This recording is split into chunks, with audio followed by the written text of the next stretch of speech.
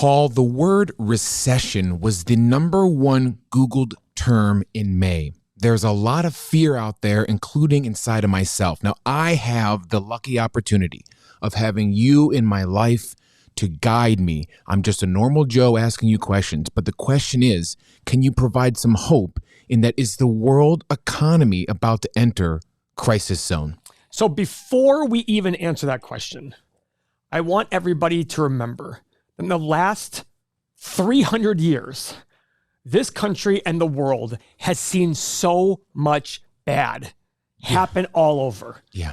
There have been terrorist attacks, assassinations, civil wars, coups, everything you can imagine, communist countries, everything you can possibly imagine. And guess what happens?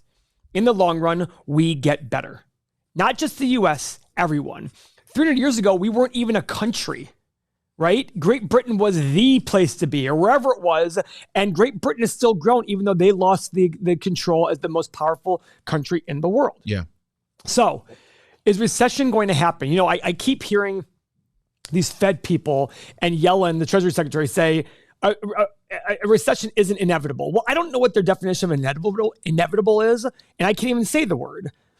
But guys, we haven't had a real, I don't consider the COVID recession a real recession because we just went and bailed everybody out really, really quick. Just like the COVID crash wasn't really a crash because or bear market because we didn't really feel we felt it quick and then it rebounded immediately. Well, see, you felt it a few times, but I don't think normal folks like myself have ever felt something down. It's always been a very merry 10 years. Seth, you're 41 now. Yeah.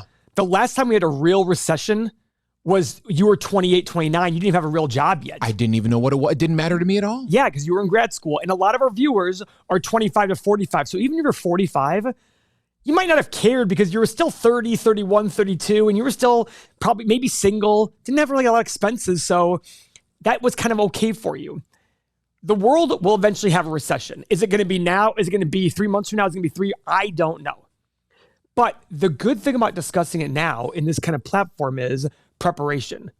Recessions are going to happen. It is actually a good thing to have recessions. We need to weed out garbage businessmen and garbage businesses and garbage employees. You might sit there and say, whoa, that was rude. It's not rude. When times are booming, like right now, yes, and anybody in the world can get a job, the good businesses that need good people are losing them to other businesses who are so desperate they might be willing to overpay temporarily. I'm all in favor of that. I'm all in favor of the swing to pro-employee as of late because it was a very pro-employer for a long time. And I believe as an employer that it's good for the cycles to happen. It's just been harder lately for us. Okay, that's life. People are going to make more money. We're probably going to get less productivity out of people while paying more money. Okay, it'll shift back. And then the good employees will find better jobs at better companies. And the bad employees will probably lose their jobs. Not everybody loses a job is a bad employee. There are some times when you're in the wrong company that might have gone under and had to lay off people, et cetera. But if you're the person who lives paycheck to paycheck and doesn't have good skills and isn't a good employee, you will have problems. Yeah. Right? Sad. It is well, I would sit there and argue it's good. Use it as a wake-up call. Use it as a wake-up call. I'm quite sure you watching this right now, you know that's not you. But for those of you who know somebody out there like that, the person out there who is late to work all the time, entitled, looking for every way they can get extra time off, not picking up the payroll, that person will suffer. If you suffer, good news. Go find another job because you'll probably still find it during a recession because employers who stick out and employers who last during recessions are probably good companies with stable balance sheets and cash flow. And they're going to want good employees. Paul, I called you on the day that I got fired from a career job to get your guidance. And I'm very lucky to have it in my life. But you're right. It was very much a wake-up call that what I was doing in some companies' eyes wasn't in line with what they wanted me to do. And it went from one of the worst days of my life to one of the best, you know. So that's true, Seth. And right now, here are some things that kind of concern me about the world. Well, first off, the U.S. economy is the biggest one in the world. And early this year, we had a contraction, which is technically a recession, but people didn't call it. It's funny to me that, you know, based on what political parties in office, you hear the definition changing about what a recession is. However, we technically had a recession. Technically, because some people define recession as just any contraction. The real definition is 2 quarters in a row. So we didn't have that. We also have increased interest rates. Guys, increasing interest rates is purely done in order to slow down the economy. I did not know that. Absolutely. Because think about it. If rates go from 0 to 3%, Fed funds rate or whatever it's going to end up being, it costs a lot more money for a business person or people to borrow money to buy stuff to expand their business. It cools everything down. So does that mean we have to have a recession? No, we could still have just slower growth, right? But we have inflation, and inflation is running rampant. That affects everybody directly. So when you have inflation, the way to fight it is increasing interest rates. Well, the number one consumer in the world is the US. So if the US is sitting there going to slow down, what do you think is going to happen to the rest of the world? I see. China makes stuff that the US people buy. Correct? Yep. So you have this slowdown, there will be ripple effects.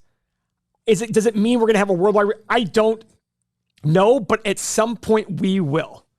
And it'll probably be led by the US at some point because we are the world's largest economy on a total and per person basis, right? And China, the world's, I don't know if it's the second largest, but it's a huge economy. I think it's the second largest overall. They rely on the US. They rely on us to make stuff for them. Consumer spending is the number one. It's 70% of GDP. If our consumer spending drops, what's going to happen? We have consumer sentiment by the University of Michigan down. We have 4 months in a row of home sales going down. We still had home prices going up though. That's driven a lot by inflation. So even though we have a decrease in home sales, we have an increase in home prices. New home sales dropped 14%. There's a lot of bad news out there. What drives me most in terms of long term is talking about these interest rates and inflation. Because I'm telling you right now, it's so funny to me. You guys remember, politicians and the Fed are reactionary. They wanted to solve a problem 2 years ago. They put a lot of money in the economy because they were solving the problem right then and there. Well, save the day. Now we have another problem. It's called inflation. You said this would happen. Yeah, but now we have to raise interest rates. Well, what could that cause? That could cause a recession. So you kind of have to decide, which one do you want? Do you want high inflationary prices but no less recession? What's the take here? In a worldwide basis, the ECB, they're raising rates. Everybody's raising rates. That directly affects trickle-down effect all the way down. I don't care if you believe in it or not. At the end of the day, there's a reason why the Fed raises and lowers interest rates. And other federal government rates are raised and lowered. It's to spur and contract growth. That's the only reason why it's done. Guys, we cannot avoid recessions forever. It's just like getting sick. You're going to get sick. You're going to get the flu. It's okay. It's a good reset. It's a recharge. Get rid of all the junk out there and rebuild with the best businesses and the best employees out there. And those who aren't good can get retrained in other areas and make the economy better long run. So for our potentially sick folks out there, what medicine would you prescribe moving forward? Live well within your means. Save as much as you can. And if a recession hits and you're fortunate enough to not lose your job, but inflation's hurting you, just save a little bit less to cover the things you need. Everybody's got to make a sacrifice at some point.